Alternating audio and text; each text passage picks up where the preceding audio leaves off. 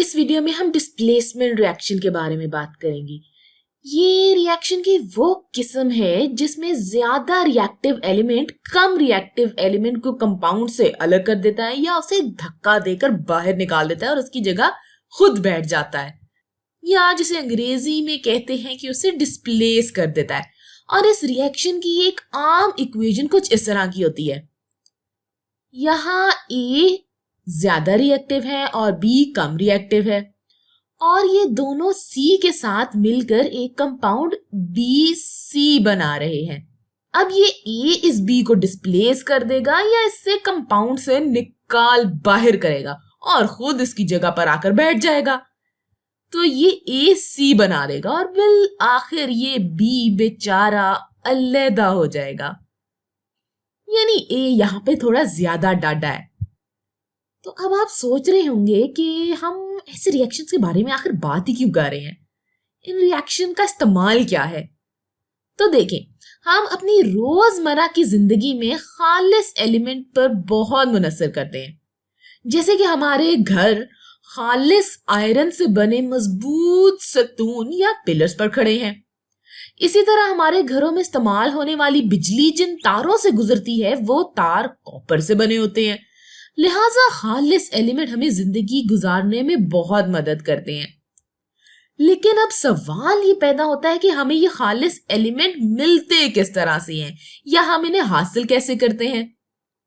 तो जब मैं छोटी थी तो मैं ये सोचा करती थी कि हमें आम तौर पर कॉपर, लोहे या सिल्वर वगैरह के पत्थर कहीं जमीन के नीचे से मिल जाते होंगे और हम इसे जमीन के नीचे से निकाल कर किसी भी शक्ल में तब्दील कर लेते होंगे और इस्तेमाल कर लेते होंगे। लेकिन जब मैं बड़ी हुई तो मुझे पता लगा कि ऐसा नहीं है। दरअसल ये खालिस एलिमेंट ज्यादातर जुड़ी हुई या कंबाइंड हालत में या कंपाउंड की शक्ल में पाए जाते हैं। मिसाल के तौर पर ज्यादातर आपको आयरन ऑक्सीजन से मिला हुआ यानी आयरन ऑक्साइड की शक्ल में मिलेगा। लेकिन यहाँ सवाल ये पैदा होता है कि आप इसमें से आयरन अलग किस तरह से करेंगे या निकालेंगे किस तरह। तो इसको अलग करने का एक तरीका तो ये है कि आप इसे जला दें, यानी आप इसे कार्बन के साथ गर्म कर दें। अब इससे होगा ये कि चूंकि कार्बन ज्यादा रिएक्टिव है तो वो आयरन को ऑक्साइड से अलग करके बाहर निकाल देगा और बिल आखिर आपको इसके नतीजे में कार्बन मोनोऑक्साइड मिल जाएगी और इसके साथ ही साथ आपको आयरन अलहदा होकर मिल जाएगा और फिर आप इसे किसी भी चीज में इस्तेमाल कर सकते हैं। तो इसी तरह एक और मिसाल ये है कि अगर आप सिल्वर हासिल करना चाहें लेकिन आपके पास सिल्वर नाइट्रेट है तो अब आप इसमें से सिल्वर को किस तरह बाहर निकालेंगे। अब इसका एक तरीका यह है कि आप इसे कॉपर के साथ रिएक्ट करवाएं और चूंकि कॉपर ज्यादा रिएक्टिव है तो ये सिल्वर को नाइट्रेट से अलग कर देगा और इसके नतीजे में बिल आखिर आपके पास कॉपर नाइट्रेट और साथ में सिल्वर अलहदा होकर आ जाएगा। तो अब आप इस सिल्वर को जेवरात बनाने में इस्तेमाल कर सकते हैं जनाब। अच्छा, तो ये थी कुछ डिस्प्लेसमेंट रिएक्शन की मिसालें जो अभी आपने देखी, और आप इन तमाम मिसालों में देख सकते हैं कि एक ज्यादा रिएक्टिव एलिमेंट दूसरे कम रिएक्टिव एलिमेंट को इसके कंपाउंड से डिस्प्लेस कर रहा है, ये नहीं निकाल रहा है और उसकी जगह खुद बैठ रहा है। तो यहाँ कॉपर ज्यादा रिएक्टिव है और इसलिए ये सिल्वर को इस कंपाउंड से डिस्प्लेस कर रहा है और बिल आखिर इसके नतीजे में हमें फिर ऐसे खालिस एलिमेंट मिल जाते हैं जिन्हें हम इस्तेमाल कर सकें। तो यानी डिस्प्लेसमेंट रिएक्शन बहुत सारी जगहों पर काफी मुफीद साबित होते हैं। तो अब अगर आप इसकी वजाहत समझ चुके हैं तो चले अब आगे चलते हैं और कुछ मिसालें हल करते हैं। तो यहाँ मेरे पास 3 रिएक्शन है और ये अब अमल में आ रहे हैं। यानी मैं आपको ये बता रही हूँ कि आयरन कॉपर के मुकाबले ज्यादा रिएक्टिव है और यहाँ ये जिंक कॉपर के मुकाबले ज्यादा रिएक्टिव है और इसी तरह यहाँ ये लेड कॉपर के मुकाबले में ज्यादा रिएक्टिव है। तो अब आप इस वीडियो को रोक सकते हैं और फिर ये सोच सकते हैं कि इन रिएक्शन में कौन कौन से प्रोडक्ट बनेंगे। तो चलिए जरा इस वीडियो को रोकिए और कोशिश करें। तो अब अगर आप कोशिश कर चुके हैं तो चले आए मिलकर देखते हैं। अगर इस रिएक्शन में फर्ज करें कि आयरन कॉपर के मुकाबले में ज्यादा रिएक्टिव है, तो अब ये आयरन कॉपर को इसके सल्फेट से हटाकर या डिस्प्लेस करके आयरन सल्फेट बना लेगा। तो आयरन सल्फेट, और साथ ही ये कॉपर एटम को भी अलग कर देगा। तो अगर हम आगे बढ़े तो ये जिंक कॉपर के मुकाबले में ज्यादा रिएक्टिव है, तो अब ये जिंक कॉपर को इस सल्फेट से हटाकर जिंक सल्फेट और कॉपर एटम बना लेगा। और फिर इसी तरह ये लेड कॉपर को डिस्प्लेस करके लेड क्लोराइड बना लेगा और साथ ही कॉपर का एक अलग एटम भी वजूद में आ जाएगा। तो चले अब हम कुछ मुख्तलिफ सवालात की तरफ चलते हैं। यहाँ मेरे पास आयरन सल्फेट के सोल्यूशन में कॉपर मौजूद है। अब आपके ख्याल में इधर प्रोडक्ट क्या होगा?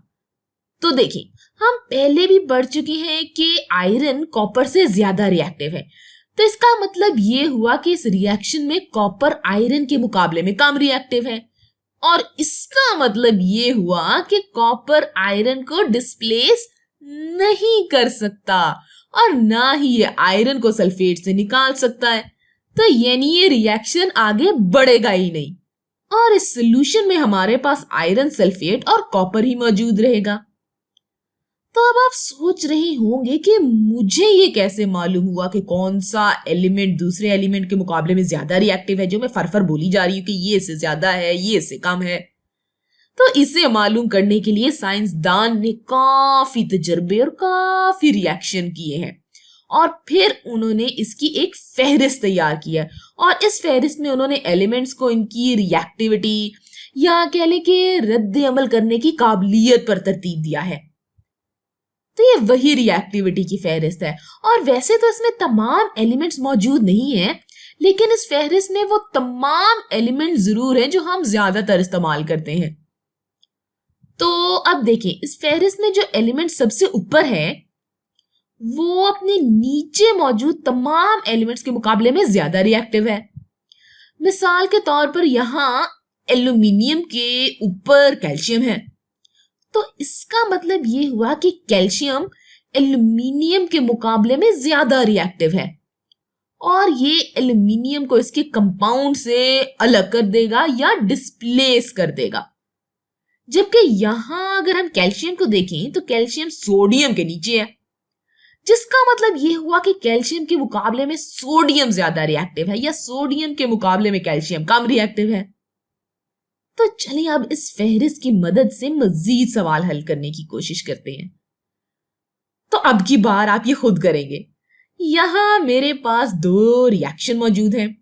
अब मैं चाहूंगी कि आप इस वीडियो को रोकें और देखें कि इनमें से कौन सा रिएक्शन आगे बढ़ेगा या अमल में आएगा, और कौन सा रिएक्शन यही रुक जाएगा। आपकी मदद के लिए यहाँ पर ये रिएक्टिविटी सीरीज भी मौजूद है, यानी रिएक्टिविटी की फहरिस्त मौजूद है। अच्छा, और साथ ही मैं चाहूंगी कि आप इन रिएक्शन के नतीजे में बनने वाले प्रोडक्ट्स भी लिखें। तो चले जी, अब आप खुद कोशिश करें। तो अगर आप खुद कोशिश कर चुके हैं तो हम मिलकर देख लेते हैं। यहां हमारे पास पहले रिएक्शन में हाइड्रोजन मौजूद है, और हाइड्रोजन इस फहरिस्त में यहां मौजूद है, और फिर हमारे पास मैग्नीशियम क्लोराइड है जो कि इस फहरिस्त में ऊपर की तरफ मौजूद है। तो इसका पहला क्या मतलब हुआ? इसका मतलब ये हुआ कि मैग्नीशियम हाइड्रोजन से ज्यादा रिएक्टिव है, या कह लें कि हाइड्रोजन कम रिएक्टिव है।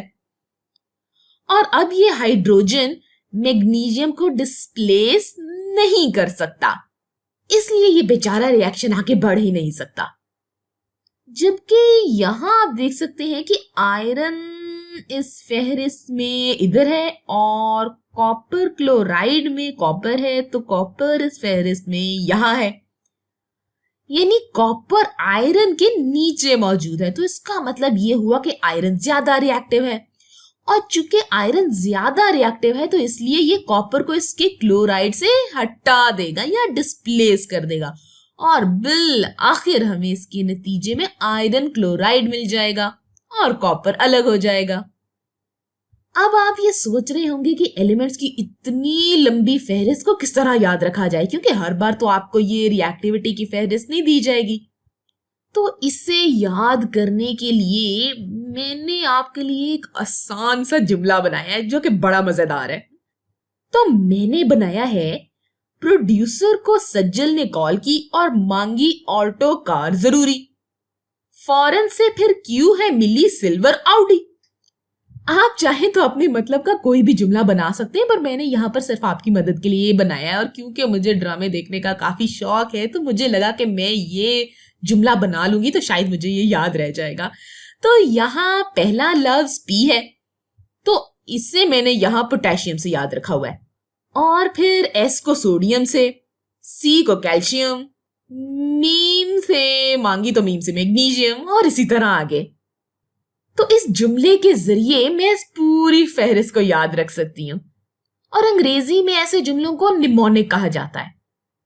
खैर, तो ये सब डिस्प्लेसमेंट रिएक्शन के बारे में था। और अब अगर मजीद आप ये जानना चाह रहे हैं कि एटॉमिक लेवल पर इस रिएक्शन में क्या हो रहा होता है, तो यहाँ जनाब मेरे पास एक बर्तन है जिसमें मैंने कॉपर सल्फेट सोल्यूशन डाला है। और कॉपर सल्फेट से मेरा मतलब है कि मैंने कॉपर सल्फेट के क्रिस्टल्स पानी में डाले हैं। और जब भी कॉपर सल्फेट को पानी में या एक्वस मीडियम में शामिल किया जाता है तो ये कॉपर +2 और सल्फेट -2 में टूट जाता है। आपको पता है कि बहुत सारे कंपाउंड्स इसी तरह करते हैं, जैसे कि अगर आपके पास हाइड्रोजन क्लोराइड हो, उसको आप पानी में शामिल करें तो वो हाइड्रोजन मुस्बत आयन और क्लोराइड मनफी आयन में टूट जाएगा या डिसोसिएट हो जाएगा। और इसी तरह अगर आपके पास सोडियम हाइड्रोक्साइड हो और उसको आप पानी में शामिल करें तो वो सोडियम के मुस्बत आयन और हाइड्रो ऑक्साइड के मनफी आयन में टूट जाएगा।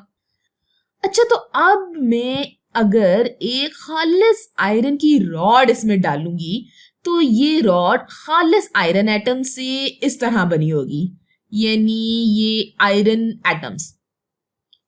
अब देखिए, आयरन ज्यादा रिएक्टिव है और इससे मुराद ये है कि आयरन बहुत जल्दी स्टेबल होने की कोशिश करेगा या मुस्तहकम होने की कोशिश करेगा। अच्छा, तो अब यहाँ देखें कि आयरन भले मुस्तहकम है लेकिन ये अपने 2 इलेक्ट्रॉन्स खोकर मजीद मुस्तहकम हो जाता है। लिहाजा यहाँ ये आयरन अपने 2 इलेक्ट्रॉन्स खो देगा और यहाँ कॉपर आयन, कॉपर +2 आयन जो कि मुस्बत या पॉजिटिव चार्ज है, इसे इन 2 इलेक्ट्रॉन्स की जरूरत है जो कि आयरन खो रहा है। लिहाजा आयरन अपने ये 2 इलेक्ट्रॉन्स खो देगा और कॉपर इन इलेक्ट्रॉन्स को हासिल करके न्यूट्रल एटम बना लेगा। बिल्कुल इसी तरह यहाँ पर ये आयरन अपने इलेक्ट्रॉन्स खो देगा और कॉपर इन इलेक्ट्रॉन्स को ले लेगा और फिर ये कॉपर एटम्स इस आयरन की रॉड से चिपक जाएंगे।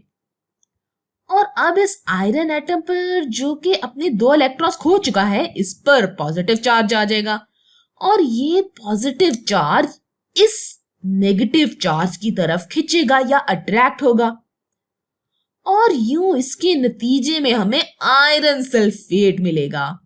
और जैसे जैसे वक्त गुजरता जाएगा वैसे वैसे मजीद कॉपर एटम्स इस रॉड पर जमा होते रहेंगे या चिपकते रहेंगे और मजीद आयरन एटम इस सोल्यूशन में आते रहेंगे और आयरन सल्फेट बनाते रहेंगे।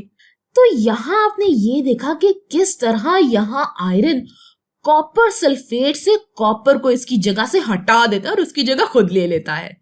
तो अब आप शायद सोच रहे होंगे कि इसके बरअक्स अगर हमारे पास आयरन सल्फेट सॉल्यूशन में कॉपर मौजूद हो तो क्या होगा। तो देखिए, जब मैंने पानी में आयरन सल्फेट डाला तो ये आयरन +2 आयन और सल्फेट -2 में टूट जाएगा। लेकिन अगर इसमें यहाँ कॉपर की रॉड डालूं तो ये रिएक्शन कभी अमल में आएगा ही नहीं, क्योंकि आयरन +2 एक बहुत मुस्तहकम मॉलिक्यूल है और ये इसी तरह से खुश है भाई, और इसे किसी इलेक्ट्रॉन की जरूरत नहीं है। इसलिए ये कॉपर की तरफ जाएगा ही नहीं और ना ही कॉपर से इलेक्ट्रॉन्स लेगा। इसलिए हमारे पास हमेशा इस सॉल्यूशन में आयरन सल्फेट ही रहेगा और कॉपर इस रॉड में ही फंसा रहेगा। अच्छा, मुझे ये जानने में बहुत दिलचस्पी थी कि जब आयरन कॉपर सल्फेट के साथ रिएक्ट करता है तो ये आयरन सल्फेट आयन को डिस्प्लेस करके कॉपर आयरन मॉलिक्यूल और सल्फेट क्यों नहीं बनाता? तो ऐसा मुमकिन क्यों नहीं है? तो अब मुझे इसकी वजह पता है। मुझे मालूम है कि यहाँ पर ये आयरन भी पॉजिटिव चार्ज है और ये कॉपर भी पॉजिटिव चार्ज है और दोनों मुस्बत या पॉजिटिव चार्ज पार्टिकल एक दूसरे को अट्रैक्ट नहीं कर सकते, इसलिए ये बात गलत है। तो चलिए अब हम देखते हैं कि इस वीडियो में हमने क्या बात की थी। तो इस वीडियो में हमने डिस्प्लेसमेंट रिएक्शन के बारे में बात की, जिसमें एक ज्यादा रिएक्टिव एलिमेंट कम रिएक्टिव एलिमेंट को कंपाउंड से अलग कर देता है या डिस्प्लेस कर देता है, और साथ ही हमने एलिमेंट्स की रिएक्टिविटी के हिसाब से एक फहरिस्त भी देखी, जिसे हमने एक जुमले के जरिए हिफ्ज भी कर लिया।